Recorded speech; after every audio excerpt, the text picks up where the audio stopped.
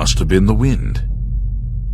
What is up, everybody? This is Tasia with the Pending Recognition Podcast. I just want to let you guys know May 31st at the other side, that's 15 East 24th Street in Kearney, Nebraska, Trimind is having their album release show along with Bronze Llama and the Dinks. Come on out. It's a $5 cover. Come enjoy the show. And in the meanwhile, you enjoy this podcast episode with Trimind.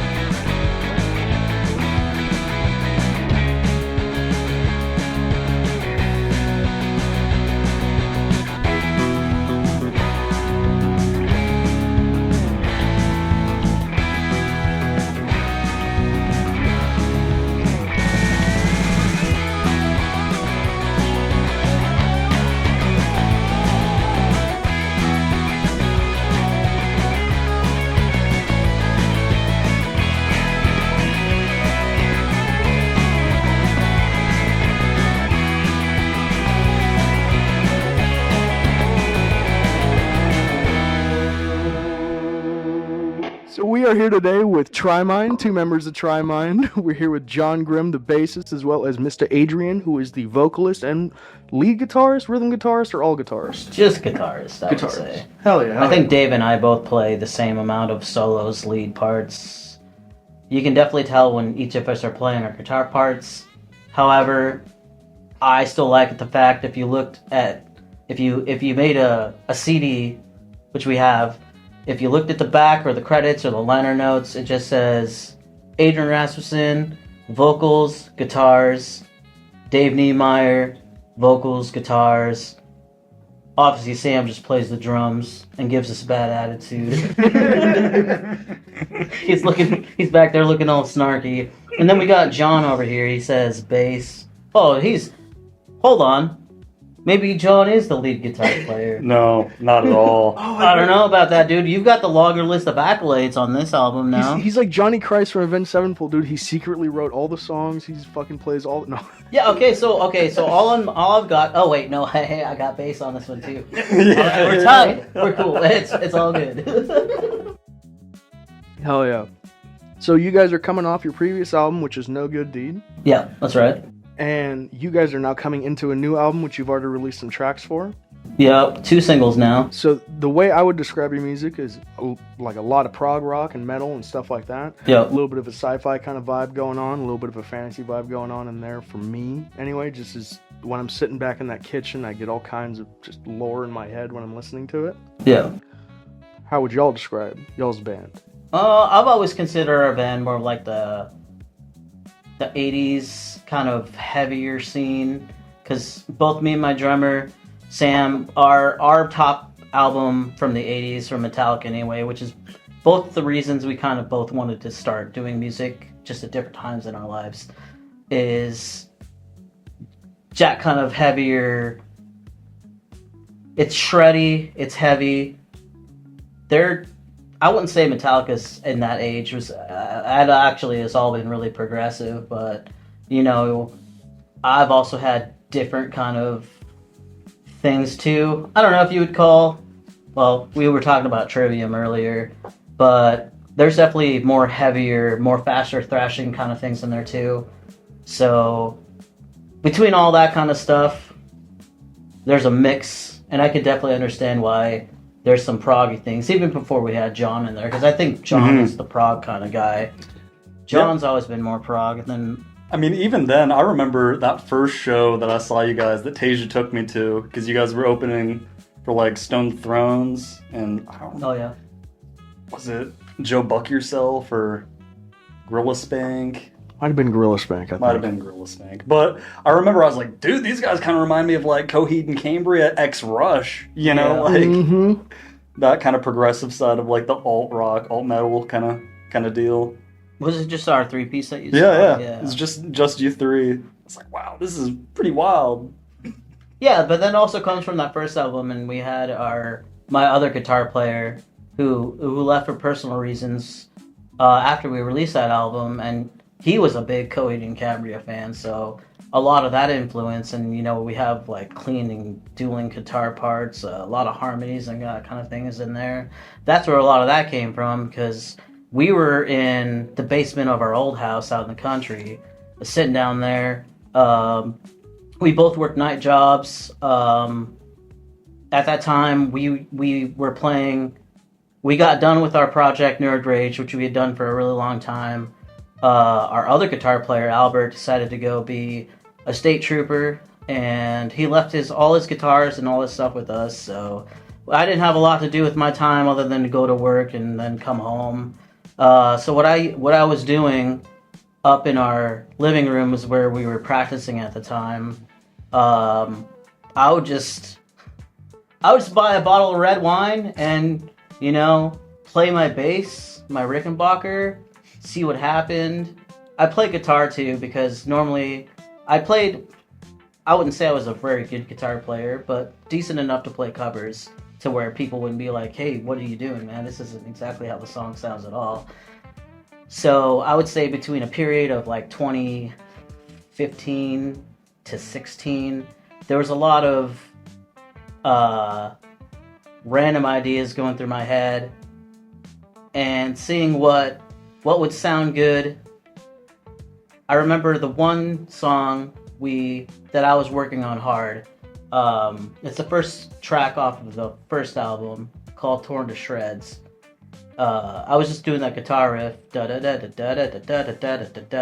over and over again, and Sam came into there. He's like, hey, if you were gonna write kind of like music like this, I think we could probably do something like I would want to play drums with that, because Nerd Rage was defunct. We didn't have anything going on, so yeah, I did write a lot of that music just up there, and then into the basement once we're like, okay, let's take this a little bit more seriously, try to write some more songs, or even get like an idea of what we could do for an album, because both Sam and I, for sure, we've always been the kind of people who have always wanted to like concentrating on writing an album and just seeing what happens with that. So that was a big tangent, but Well, I was gonna say, and so when it comes to that writing process, I love tangents first of all, but when it comes to that writing process, is it words first or instruments first? Does it matter? well, I'm a shitty lyricist, so it's always music first, and then I try to patch some shit together and see, well, hopefully this doesn't sound horrible. And I think I don't know, maybe it's different because a lot of the times Dave does his own stuff a lot of the times too. He's definitely a better lyricist than I am, but one of the things that always goes in my head is like, how do you like write something like a whole song and try not to sound like played out, cliche, pretentious kind of thing? And I don't know, I feel like I'm trying to get better at it. I know this next album is a lot better on my part. Actually, all parts. The first single, I couldn't even play that song very good after I wrote it. So I always try to write more difficult things in my head and try to make up on that to try to get better, to come up to where my brain is at. Takes a lot of practice and a lot of work, but I'm trying to do the same thing with the lyrics as well. So yeah, definitely first music, lyrics afterwards. Oh yeah. When it comes to that new album, now that everybody's all writing, like everybody who's present is writing and doing all that stuff for this new album. So how, I remember you and I were talking about this after a show, but in both y'all's opinions, how is the writing in this new album going to be different from the writing in the previous album, either lyrics or instruments or all together? I would say the most difference is other the part that I can't play drums. The entire process of writing our first album, lyric-wise, music-wise, completely was between myself and his name's Brandon, but we call him Pockets. him and I both did basically all of the work on there. I had a lot of guitar ideas, and he had a couple of songs too, and we just kind of worked on those. So I'd say like 85 to 90% of the song ideas and all that stuff was something that I had already had in my head, and then he and I worked together to write the lyrics. I made up bass parts, and then Sam obviously made up his own drum parts and stuff.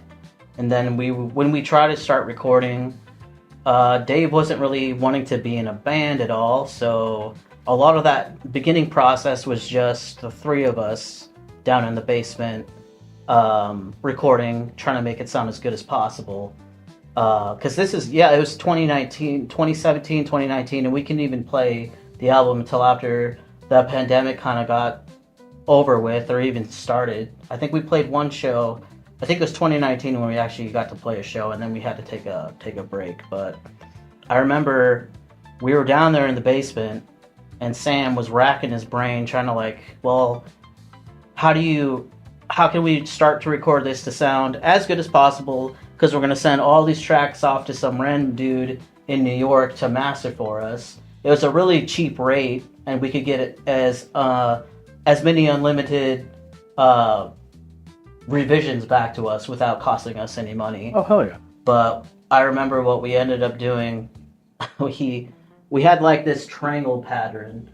So we would put a guitar amp in the center, and then we would get big couch cushions on the back, on the side, and one on the top, and then we would put out 3 microphones, one in each little corner here, to try to get like the sound coming out of it. No, that's not right. We had one in our little fortress, and then we had one on the outside trying to catch some ambience.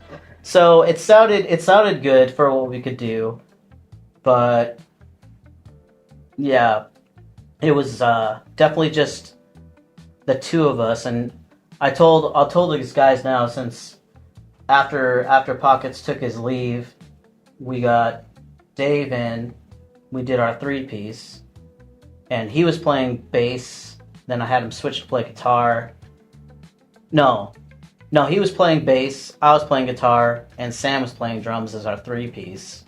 And that sounded pretty good, but we needed more sound too. And then John was working at the Buckle, just starting off. And somehow, I think just through mutual friends off of the Facebook, but I found out that this guy plays guitar, he plays bass, seems like a pretty good guy. I've only seen him around here a couple of times, but I'm like, all right, well, let me ask him what's going on here. And then we got him to join up, so then we had him play bass, and then Dave started playing guitar, so we got our 4-piece sound back again. And then when we started to write this album, I'm like, well, let's try not to put like all the work on one person again, or all these things. I think a band should always be a collaborative effort between every single band member. It shouldn't be just like, this is my band. It's not my band.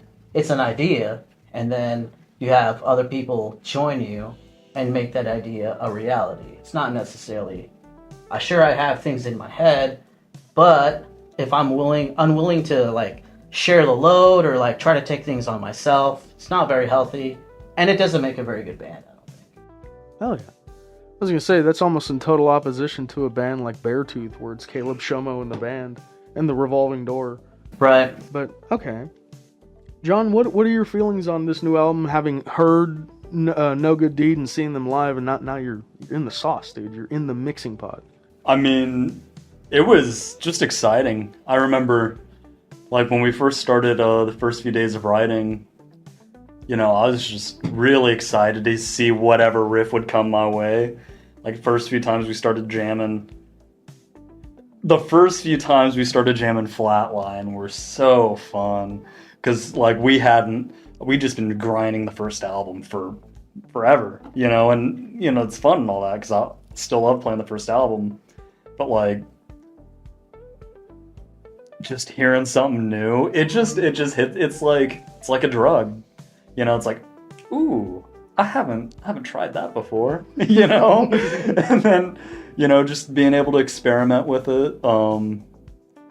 Especially because, really loved learning Adrian's bass parts from the first album, especially Pale Horse, still so fun to play. But, hearing all the different riff ideas that were coming in, whether that's Sam writing Smoke and Mirrors, and what's the last song? Oh, you're talking about second to last on the album. Yeah, I'm lost. Oh no, I was gonna say Resistance, but it's Lies. Lies, yes. Smoke and Mirrors and Lies. Learning Sam's songs has been really fun because it just has a very different way of approaching it.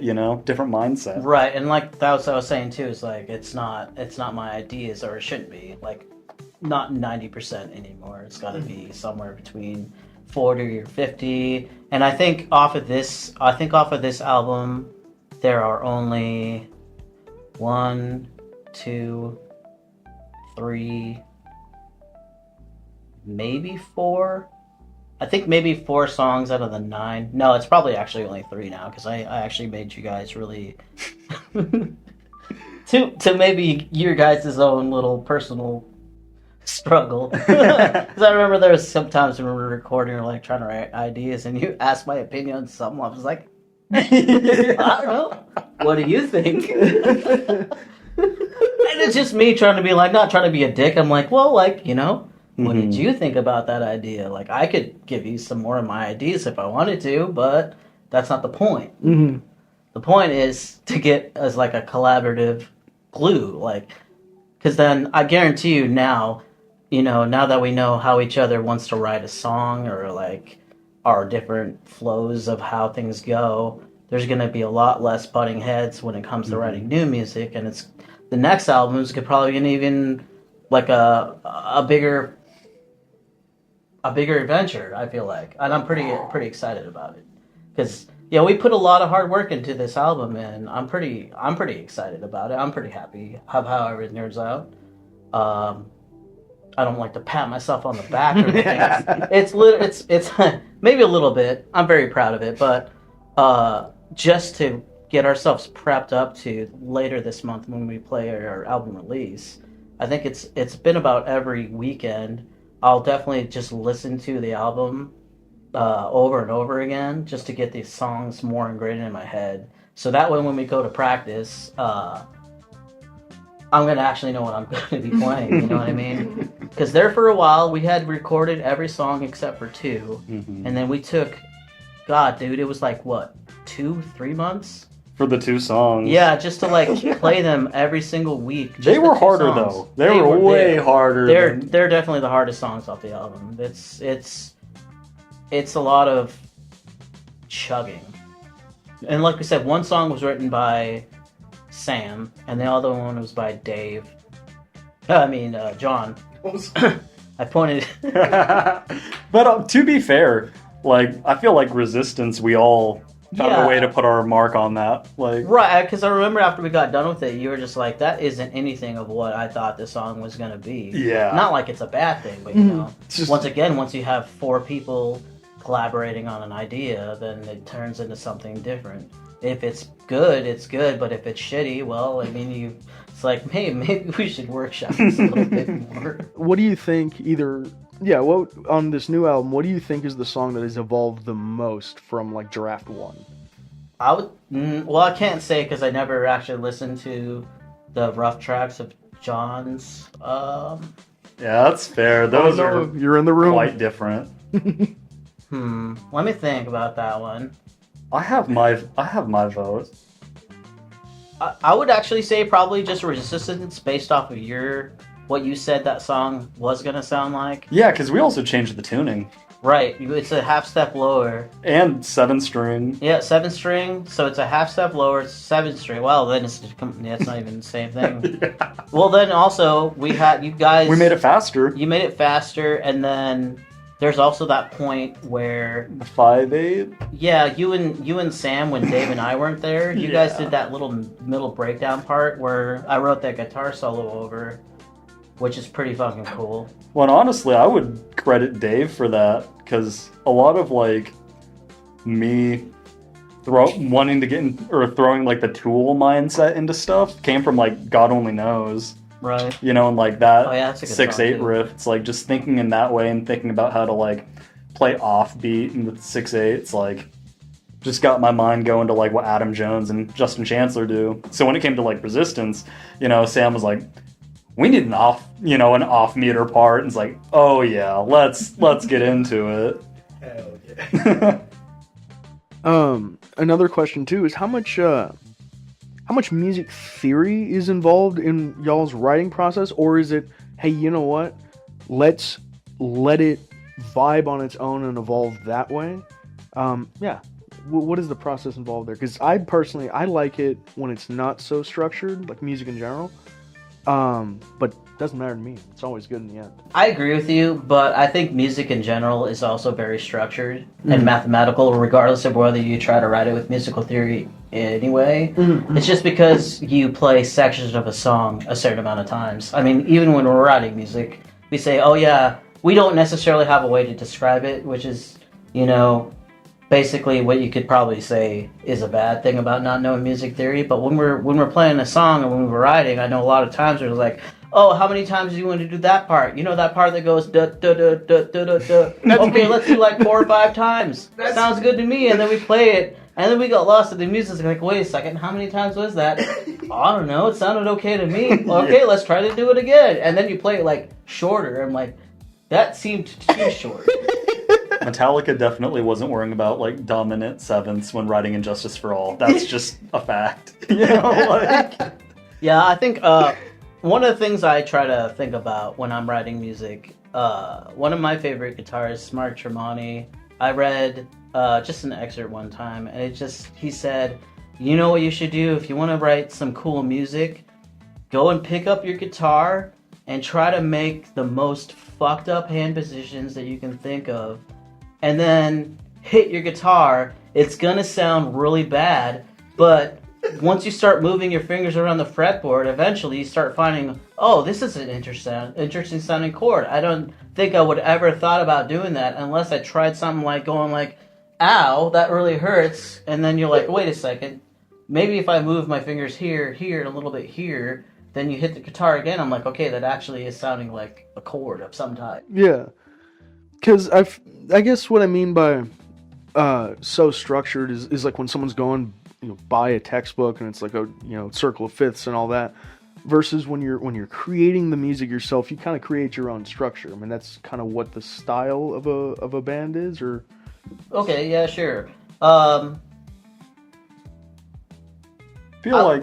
No, go for it, dude. I feel like one song that definitely was structured versus any other song, or like you could make an argument, this song like had a structure and a plan, was Lies. Like Lies, I remember we spent weeks trying to learn those rhythms. Yeah. Like in order. And it sounds great because of it, because like Sam made sure that we fucking paid attention. But it's like, oh, I could say the same thing about our single too. What We Leave Behind, because that was the actual one song I had completely written out all the way, especially with like my guitar lead parts, and then Dave wrote his own, but it was still structured around what it goes: intro, chorus, intro again, second chorus, up, lead break, middle section where another guitar solo would go, and said, here you go, Dave, this is what this sounds like, you can write guitar solo to that. And then it went back into another chorus, and that was the end. I guess that's kind of structure that you're kind of thinking about. Mm-hmm. And at some point, it does all come to kind of structure, because otherwise you have uncontrolled chaos, and that's really just, some people could call it music, but a lot of times it's just noise. You know what I mean? Yeah. It's hard to concentrate on something because it goes against what your brain wants to know. Because your brain wants to hear a pattern. Everything you're seeing is patterns. I mean, even like the way you set up these sound things is a pattern. It's the same thing with music, and it does kind of make it sound a little less interesting when you say it that way. However, a lot of good comes from a repeated pattern, because then you get used to it, and that's why people know lyrics. And like even today, dude, I was unloading a freight trailer and I was deep in there, and that Weezer song came on, Buddy Holly. Mm-hmm. I couldn't even fucking hear it, barely. But I'm like, where's that? Oh yeah. And then Buddy Holly came on. I was like, yeah, I fucking knew it. I feel that. So, kind of moving away from the studio, what is the dream tour? Whether it's like a mid-level tour where it's like we're not talking the biggest names in any genre, or also the shoot for the moon types. Where do y'all see yourselves rubbing shoulders? You mean like with other bands? So yeah, with your bands, like if you had like a dream like tour to go on, or you were called in by such and such, what would be the one you're like, I'm dropping everything, let's go? Well, I think for me, at least, just I like to start off like at a low kind of standard. Mm-hmm. I don't ever like to say, oh, this is going to be what it's going to be like, because you never know. Life gets in the way all the time. Always. However, if I were going to be, because I would definitely just start our band off as like a supporting band. Like, you know, you're on there for a couple of dates, you try to get some traction, people either like you or you don't. But I would say, and maybe this is shooting for the stars, who knows, but I would definitely love to be a supporting act for like bands like Avatar. That'd be fucking sick. We definitely have to up our live show though, because that's insane. Mm-hmm. Seeing the Avatar show is something else. I would support Trivium, for sure. I would support Tremonti. I remember hearing their newest album come out, and I was listening to it just at work, and I was thinking, it's like, you know what? This style of music is kind of like what we're doing right now. Like, if we opened for that band, it would fit right into that tour. It's just kind of dude, I'll literally play anywhere, dude. Anytime that we can play into a new venue that don't get me wrong, I don't not like playing in Kearney, but I also don't want to overexpose our band at any certain venue, because after a while you just get exhausted and saying, oh, isn't this the people we saw a couple weeks ago? Okay, well, what else is happening in town? I don't ever want to be that kind of band. Which is nice, because we had to do our recording anyway, so we stepped away from the scene for 3 months, I think. The last thing we did was James's Winterfest, that thing. We played in, what was it called? The Feck Fest? No, it was Holdridge. It was with J-Rod. Yeah, J-Rod String Band. Mm-hmm. Well, I remember the show. Yeah, I can't remember what it was called. Ice Tour, Ice Fest. It had a dragon on there. That's all I can remember. I got the poster at home, but that's the last time we played, and that was before winter hit. But it was starting to get a little chilly. September, I think it was. No. It was the end of September, maybe the beginning of October. But I mean, we're here now in May, and the last time we played was in April. So I mean, that's a big, almost 4-month stretch of us, even 5. Fuck, it's almost been 5 months. Yeah. That we've even picked up our guitars to play live. So it's kind of fun too. It also brings back that nervous energy. I'm like, oh, cool, we're actually gonna do something other than go out to the country and practice in a weird-looking, somewhat weird gym. When it comes to, picking up the gear, getting up on stage, where does that excited, that nervous energy, does it start before you hit the venue, or does it start right before you go on stage? How does it hit y'all? Fucking immediately. The moment I pull up to the other side, I'm fucking tweaking out. And I've learned that, anxiety is just excitement, and you just have to rechannel it. It's like, I fucking get it. But man, dude, when I'm fucking standing there at the bar and I'm like fucking shaking in my booth, and I'm like, yeah, Bill, Budweiser tall boy. It's like, it never changes every fucking time. And I've started taking a page out of Chris Lee's book and just going to my car and fucking watching YouTube just to decompress. But No, man, without fail. Every fucking time I pull up to the other side, I'm fucking shaking so hard. That's a good thing, though, I think. It is. You know, anxiety and being excited to play should be something that you should do every time. Maybe not to that extreme, but I get it. You know, I kind of feel like, I don't know. I don't want to say you get set into the motion, but I've been doing this kind of stuff either between cover bands, original bands, since it was 2010, 2011. Between Nerd Rage, doing the Bronze Llama, writing music, doing Trimind, all the stuff. I've been doing this for a really long time, so I don't necessarily say I get nervous. Not like, oh god, I think I'm gonna go throw up before this. But I've played so many shows before, and I also did that touring group, the Young Americans thing, for a long time, so that also got rid of a lot of anxiety and stuff during tours with those guys, and I just kind of get used to like, oh, it's time to play a show.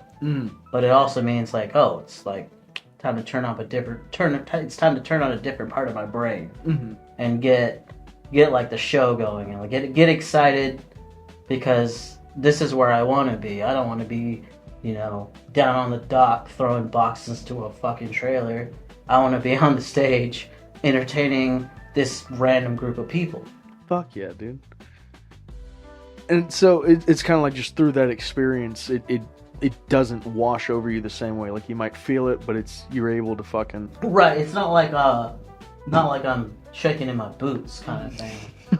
Not saying that you shouldn't be. But... I'm sure after, you know, a few more years it'll probably fade away just a little. I hope not so much that you're just dead inside is the idea. Like, oh fuck, here we go, man. You know, it's always gonna have a tinge of excitement to it, otherwise it's... Yeah, I mean, otherwise what's the point of doing it? True. Just fucking clock into your job and go to work. I mean, there is part of the playing a show experience, at least for me, that I like, that it's kind of like a job. You know, it's like, all right, I have my responsibilities set in front of me. Yeah, you're right. You know, we get this, but this is something I know I can do. Whereas, like, at work, fucking buckle, there's just so many variables. True. It's like, you know, sure, my guitar, something could happen, I could break a string, but it's like, it's all stuff I want to deal with, you know, at the end of the day. So it makes that a little easier. Yeah, speaking of breaking strings, I remember when we first played one, oh yeah, it was Synapses failure. John got a little too into it and broke a guitar string on my guitar. So I remember we were just like, hey, give me like 10 minutes. I said it over the mic too. It's like, hey guys, crazy story. Just got a guitar string break, but give me 10 minutes. We'll be back right up here. Jumped off the stage, fucking restrung my guitar real quick, got back up there. It's no big deal. We had like 2 songs left, didn't we? Or one? I can't remember. We were almost up.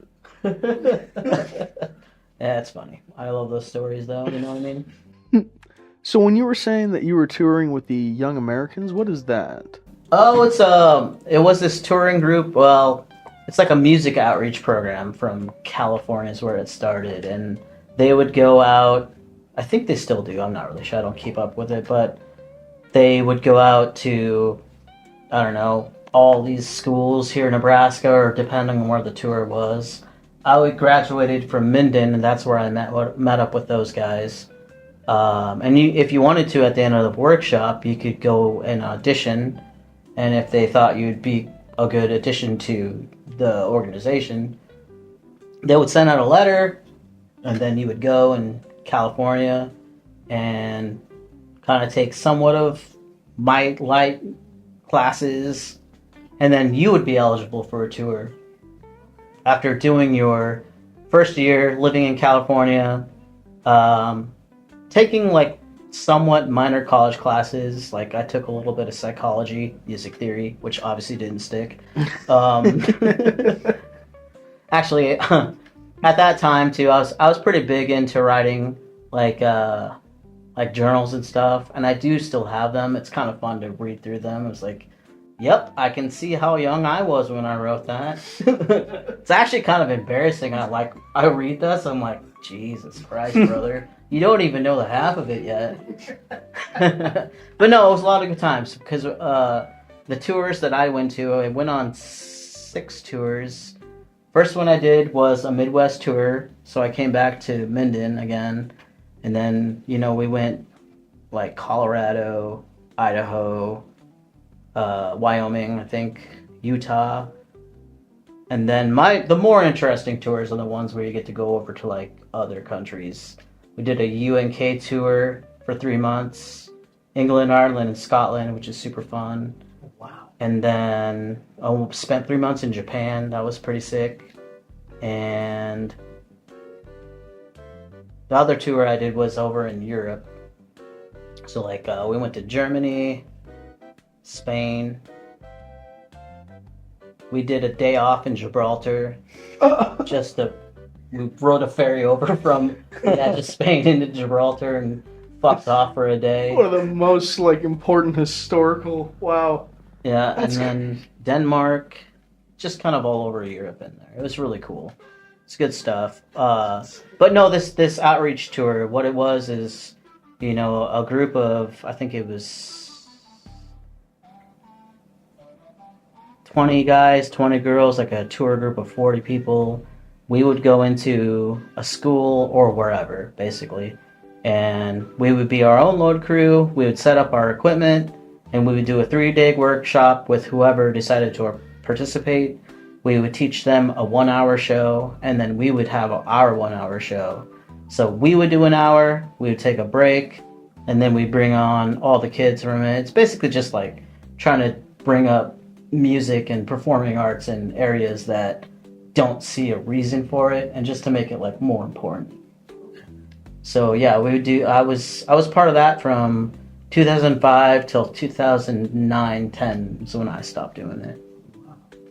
Yeah, I think the coolest venue we ever did was, when I was talking to you, we were in Spain. We actually did a show in a bull ring. What the fuck? Yeah. Yeah, I got pictures of it. It's pretty cool.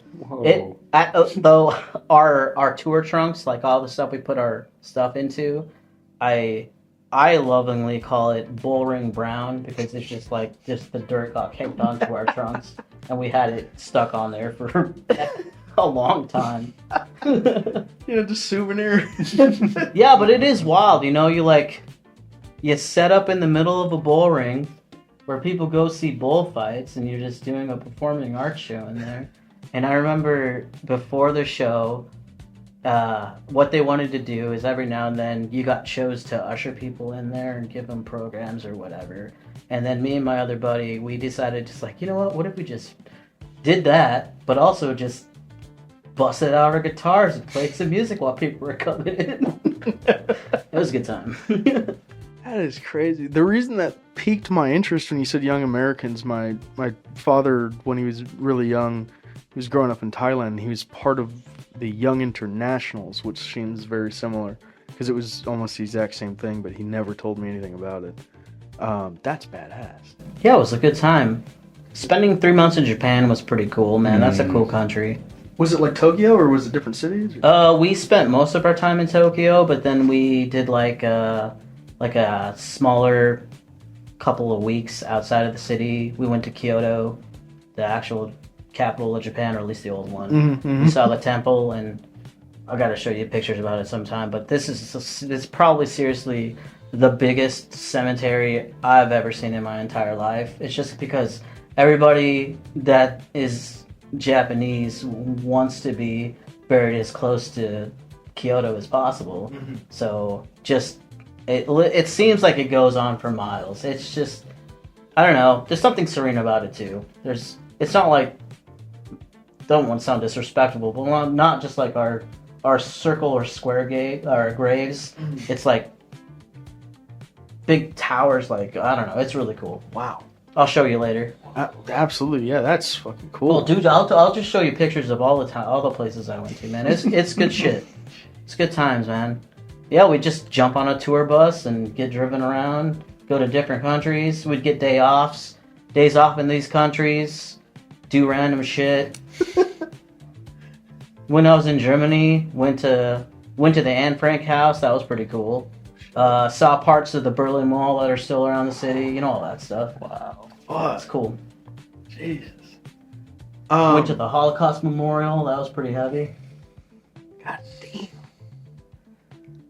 Holy shit. John, when it comes to your musical experience, I know you say he's like, oh fuck me, Jesus Christ. But when it comes to your musical experience, I know that you started off in electronic music. Right? Yeah, and I've recently been coming back home. Oh shit. Fucking Ben, have all these songs from Ben that need mixed, and every time I hop on my computer to like just relax, I'm like, oh, what's this Virtual Riot video I didn't see from like 5 months ago? Oh, I've never heard of that. All right, I bet I could do that. Does that work for rock music? Yeah, I started electronic music back when I was a sixth grader, because, as all middle schoolers, me and my friends wanted to be Minecraft YouTubers, like little dumbasses. I was like, well, I'm not a person that the public really ought to see, because I'm just such a bastard. So what if I made your guys' music for because everyone has to have a channel intro, So I got into learning FL Studio around there. Watched a bunch of Seamless R's, fucking YouTube tutorials. Met people on Reddit, met just so many connections, like old electronic producer communities. And then eventually, around the time I met Ben and fucking saw junior year of high school, he's like, hey, I've been playing this thing called a guitar. And I'm like, yeah, I've been playing this thing called a clarinet. He's like, well, do you have any interest in learning the guitar? And I remember I was up in my room one night just because my uncle gave me a guitar when I was way younger. And he's like, if you can play this, I'd consider teaching you. And his last train to Clarksville. And I was like, I think I got it. And he's like, you know what? Good enough. Well, let's try learning Ticket to Ride. And that was a great time. And from then on, it was just learning fucking random shit. And of course, coming from being a producer, my approach to instruments, I guess, is kind of skewed. When I sit down to write a song or approach instruments, it's always, well, how does this service the song? I wouldn't be wasting my time with this if it didn't have something to do with the song, So I guess that's the way that the continuity kind of works with me. It's just I've always just been kind of focused on songwriting in all forms, whether it's learning new ways to approach it and shit. But when it comes to being a bass player, I'm not much of a bass player. I'm a songwriter who plays bass, Because even then, learning when we came to start writing the second album, I was like, I still play bass like a guitar, and I've never really listened to bass players. I listened to Les Claypool, of course, because Primus fucks. But I think you mean Primus sucks. Yes, Primus sucks. But I've never actually tried listening well, what's Les trying to do? Why is he even doing this? Listening to Thank You to You and Chris, Beyond Creation, Dominic Forrest LaPointe. Oh, dude. Dude, I can't do what he does, and nor will I ever be able to without hours of practice. But what he's able to convey on bass, it's I wanna fucking figure out how you can fucking tell stories through parts like that, And even Geddy Lee, I mean, there's so many great bass players who have definitely been able to help me pull inspiration for songwriting. I mean, hell, even James Jamerson, classic Motown. There's so many resources as long as you keep your ears open just for how to approach things. Well, I know you always say you're not a bass. Well, you're a guitarist playing bass guitar, and that definitely shows through. Because whenever I hear the tracks or even you playing live for Wasted Witch, it's well, what was that, man? This doesn't just sound like you're playing a bass, which, I mean, you are, but there's also, you do it a lot, too, in the songs that we wrote for this album, because it's not my bass parts anymore. It's you putting your mark on that, and it's extremely interesting to hear you play, or even to listen to these tracks that we recorded to hear those bass parts. It's very cool. I think it sounds fucking great. Thank you. That being said, though, Adrian, a phenomenal bass player in his own right. Oh, dude. Like, God only knows, dude. Whenever I hear you get down on that, I'm like, oh, or that intro, and then when you and Sam have the drum and bass break, it's like, oh my God, that's tasty. You know, I had to take a second. I'm like, what the fuck are you talking about? It's like, wait a second, I do play bass on that. Yeah, man. And then, okay, this isn't even about playing bass too, but the clean guitar break into when it starts getting heavy again. Like I was telling you guys the last practice, it just keeps on layering it on over and over again. It sounds so good. What is your experience or y'all's experience been booking and organizing shows in general? Like, what is that process like for you guys? Well, I've had some people just tell me they send an email and wait. So it can be. Is that what you do? not me. I've known some people who do. Isn't that easy? And apparently, it's not. Yeah, it just depends on how badly you want to play the show or the venue you're playing. However, there is a fine point where you're starting to annoy the person that books the show, and they're definitely not going to. So there's a fine balance, like I said, and I never try to overstep my bounds because at the end of the day, it's whatever. You know, I've got other things that I need to do as well. Obviously, like I said, playing music and using that as my main source of income is always the ideal goal. But sometimes it just doesn't happen. People are busy, venues are busy, just the wrong timing. A whole lot of things can stack up. So burning bridges is definitely not a thing that I will ever do or want to do. What's up, everybody? It's Tasia again. We just want to go ahead and pause real quick for some mid-roll shout-outs. The first business that we're going to shout out is The Other Side. That is where Trimind will be having their album release party on May 31st. Be sure to check that out. Otherwise, most weekends, The Other Side always has live music, and inside The Other Side is the Toasted Goat Sandwich Shop where myself and my editor Waylon work. So come in, check us out, hang out with us, get some great food, check out what shows are happening on the weekends, and we'll see you there. Another person we want to shout out is Mr. Andy White. He works over at the Museum of Nebraska Art and is a good friend of ours, and he's also working on a project that we'll talk about sometime for the podcast. Big shouts to you, Mr. Andy. Thank you so much for everything. Another business that we want to shout out is the Golden Spoon Scoop Shop.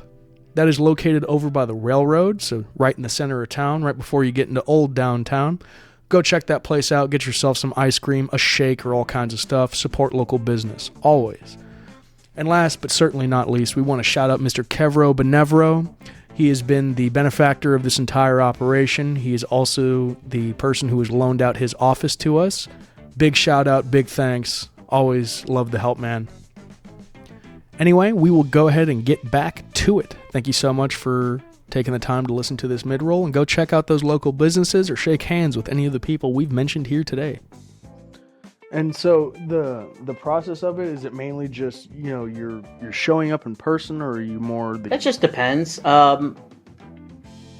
Just this last time, and I don't even know how this person, or I think it's the booking agent for the 1867, because we were on our way to Sea Trivium, and we took a little stop at a gas station just to, you know, take a piss, get some hydration or whatever, because we didn't have enough time to get like some food like we had decided we were going to try to do. And then Sam's like, oh yeah, we're in town now. Yeah, do you still want to get some food? I'm like, brother, the show's going to start in like 45 minutes. He's like, oh, so that's a no.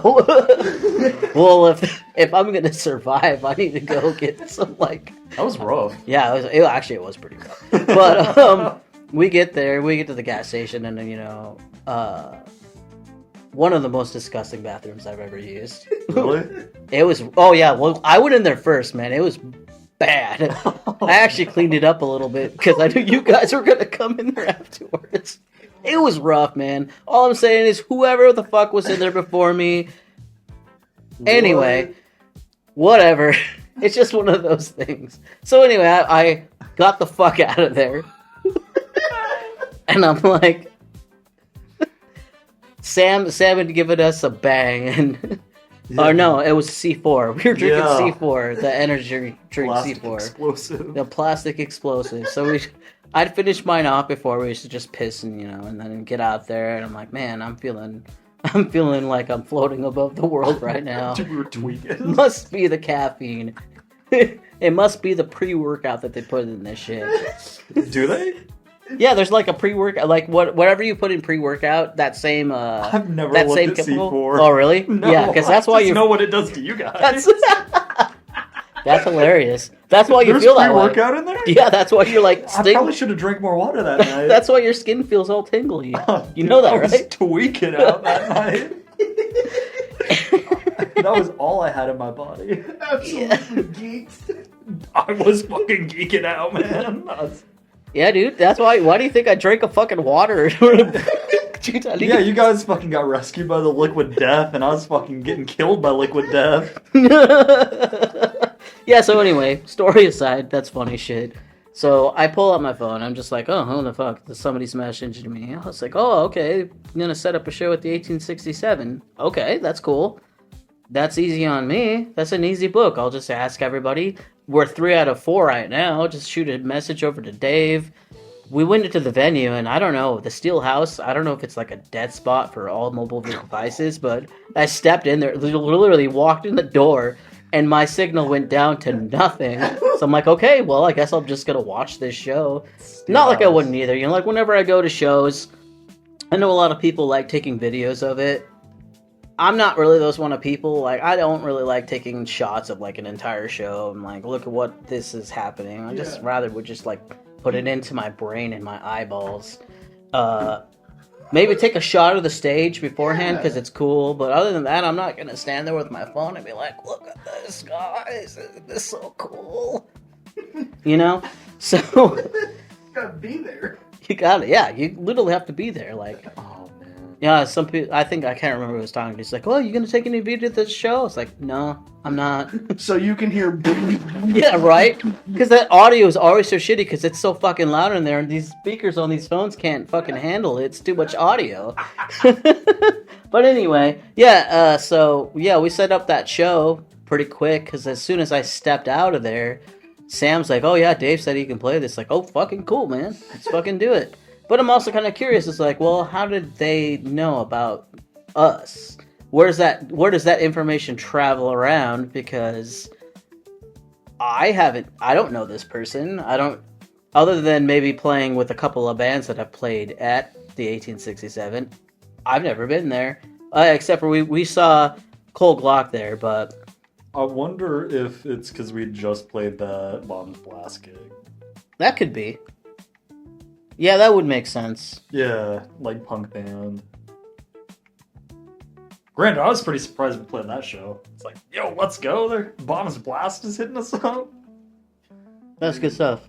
Yeah, so I would say, I don't know. I guess I've had some pretty good luck because a lot of the times I will shoot out, like especially for this album release, I will ask to play that show, and then just through word of mouth, people are thinking about booking bands. I feel lucky in the fact that I actually don't necessarily have to go searching for shows too often. People just say, it's like, hey, you want to play the show with us? Yeah, sure. Let me ask the rest of my band. There's only 4 of us. Let me get back to you as soon as I can know if they want to play the show. And it's normally yes. So it makes it a lot easier too. And then when you play those shows, it just keeps going around and around and around. It's like, oh, there's this band. If you ever need somebody to fill in a spot, like I've had a couple of times where a band can't play, they drop out, and somebody's like, hey, we just had this band drop out. Can you fill this spot? Let me check real quick. Yeah, sure, let's do it. And then it just kind of happens that way. So you get a nice little network going. So you don't have to do so much of the groundwork. Mm-hmm. Then again, I lucked out, like I said, with the 1867. Either word of mouth got around or she just saw the name floating around, but we get to play up there now, which is fucking cool. I can't wait for that to happen. We have never played in Lincoln except for at the Keg. Gray's Keg. Yeah, for the Metal Manifesto. KZUM? Yeah, KZUM, the Benefit for Metal, and local radio, which is cool. But other than that, never played in Lincoln before. We're going to be back at the Liederkranz, which is going to be sick. I like playing there. Yeah. And they got a new sound system. Okay.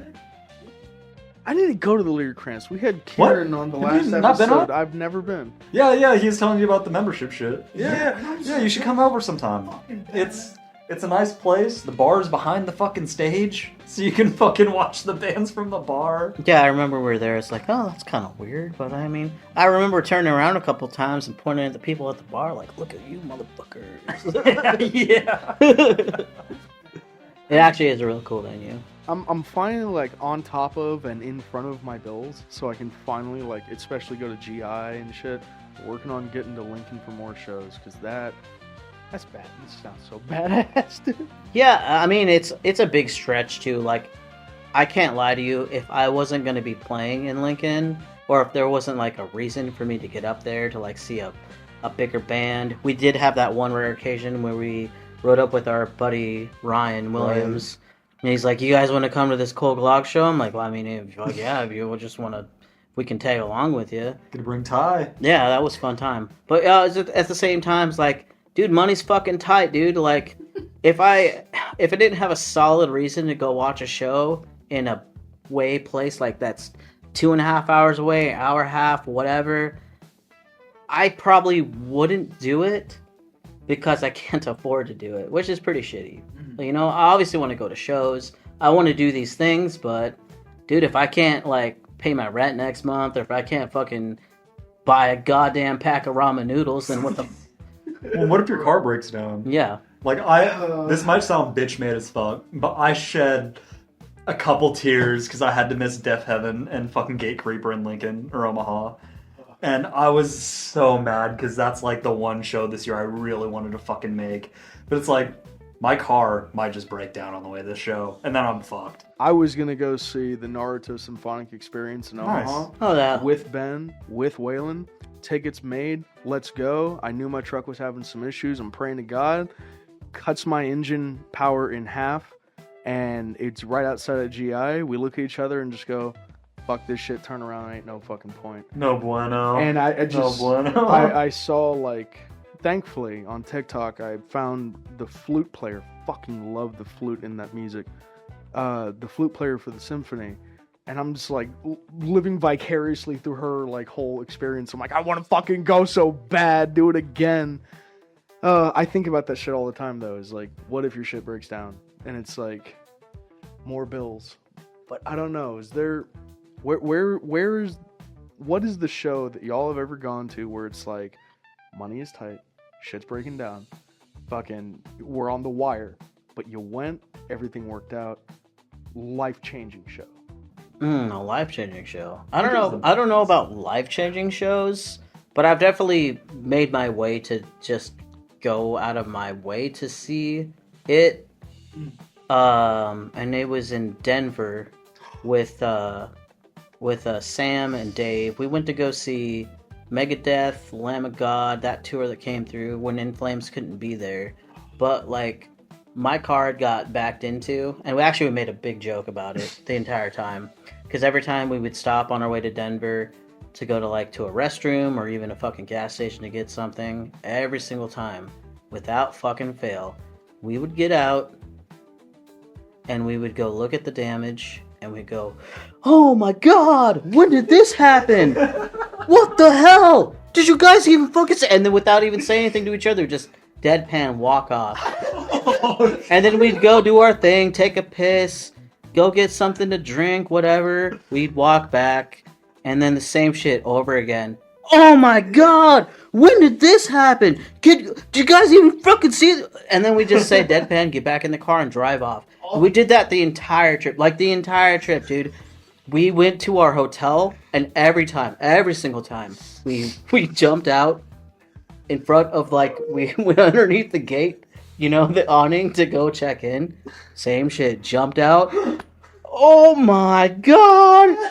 Dude, did you even see when we got hit? I didn't see it. Did you? No!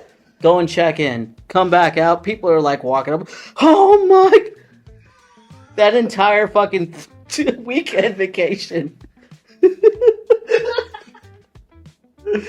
Oh shit! And actually, you know, when I think about it, the show was fucking sick. It was cool, but the venue, it was right after everybody started doing shows after the Rona, and you still had to go and wear a mask. You didn't have to do temperature checks or anything like that, but they made us do like 3 checkpoints.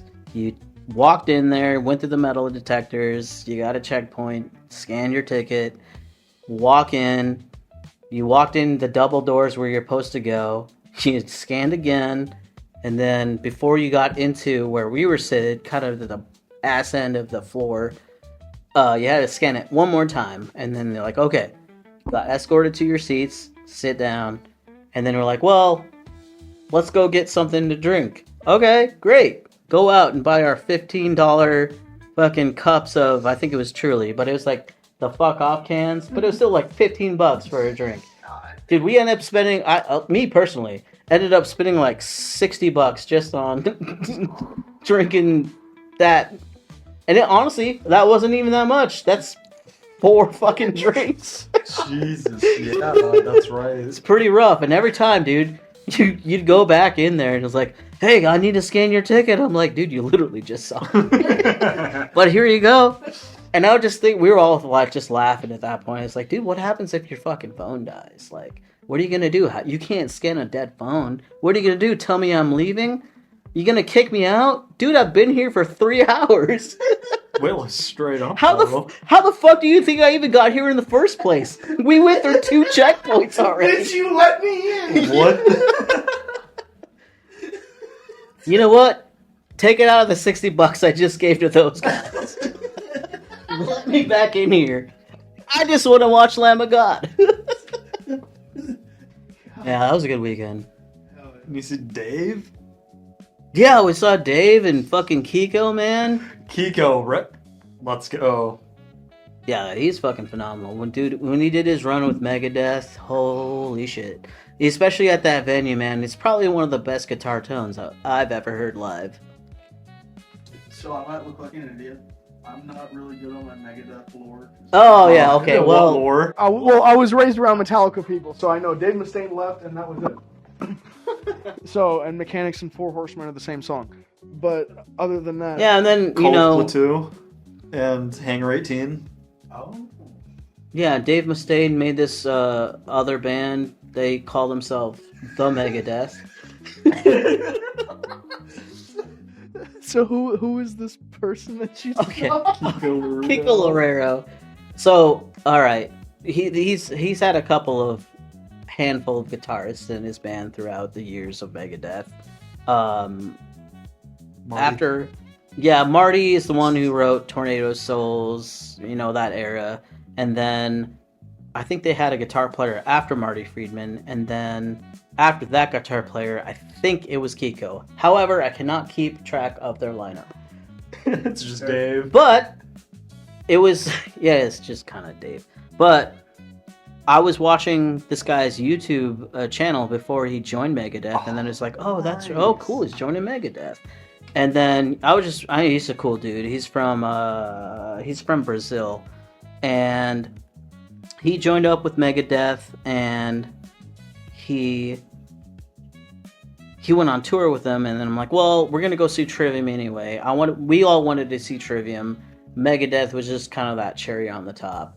And then I was looking at the lineup, I was like, oh yeah, he's gonna tour with them. I know this dude from his YouTube channel. He's a really good guitarist. And then when I saw him live, I was just like, what the fuck, dude? This guy fucking shreds, man. His guitar tone was so clean.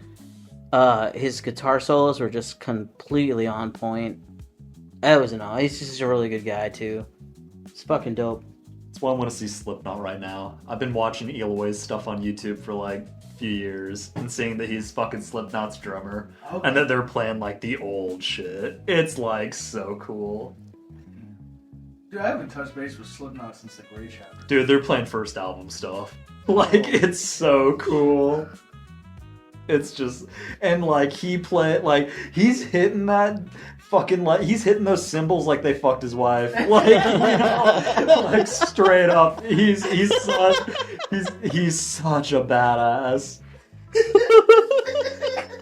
Is that what a badass is? I don't know, but he makes it look so good. All right, fair enough. And like he's from Brazil too. Yeah. He was playing with Sepultura before joining Slipknot, and just like he's been releasing drum cams on his as YouTube shorts. Dude, just like Sam was talking about our practice one time, and he was like, I don't get how you can hit the drum so fucking hard and not have it sound like really bad. Well, also, how can you hit the drum so hard and not just go through the fucking drum heads all the time? Too? It's just like, you got a sponsorship. You get new cymbals every fucking gig. Yeah, I guess that works. I guess that's why guitarists smash their guitars too. True. Get that fucking Gibson sponsorship. Boom. Get the Epiphone sponsorship.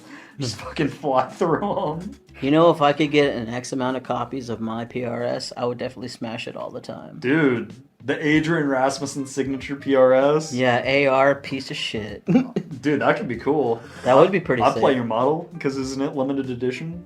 Yeah, limited as for as much as you can afford to pay for the licensing, I think. I have been Tasia. This has been Trimind. This has been John, the bassist. This has been Adrian, the guitarist and also frontman, lead singer. Is there anything y'all want to plug about anything that's happening here soon for you guys? Well, John said May 31st. What's going on May 31st? Oh, I don't know. I only vaguely heard about this, but I think it's supposed to be our album release at the other side, featuring the Dinks and the Bronze Llama, actually. Oh, hell yeah. Okay. That's a surprise. There we go. This weekend, it's Saturday, we're going to be playing in Grand Island at their Leader Trance. That's going to be a good time. So we got a week break, and then we're going to be playing our album release. And then I think coming up after that is June 21st at the 1867. I think that's all we have for shows, though. Till we find out about FeckFest. That's right. Yep, we're still trying to figure that out. Now, it's only just waiting for Sam, because Dave said he was... I thought he said he was good. Oh, really? I think so. I don't know. Whatever. Last thing, too, is individually, are you guys going to Pawnstock? I probably won't be able to make it. All right, so we're going to bag him up when he's not looking. It depends. Well, I will, for sure. But it depends on that last day, because we may have a show on June 7th. We may. It depends. It's highly dependent on what happens. Yeah. But I remember John Grimm threatened me if I did fucking not kidnap you. He threatened me with my life if I did not come to the 20th Pawnstock. I will hit you over the head very hard, and I'm sorry, but because I'm telling you now on camera, I think that's good enough warning. You know? Well, then I will have you know I was able to get definitely 2 days off, Friday and Saturday to go. So. Let's go. Wow. So you're going to miss Daikaiju, you son of a bitch. Yeah, I'm fucking upset I'll try to get some video for you. Be sure to come out May 31st to the other side. Come check out Trimind. Come hang out with us. Come enjoy the album release party. And also, folks, if you got some time coming up, June 5th will be Pawnstock out at Lake Head Key. Be sure to talk to Vic Guerra and get your tickets. Otherwise, thank you, Trimind. Thank you, John. Thank you, Adrian, for coming on. Dave and Sam, hopefully we see you guys in the future. To the audience, thank you guys for checking us out. Like and subscribe on YouTube. Follow us on Spotify and Twitch. Must have been the wind.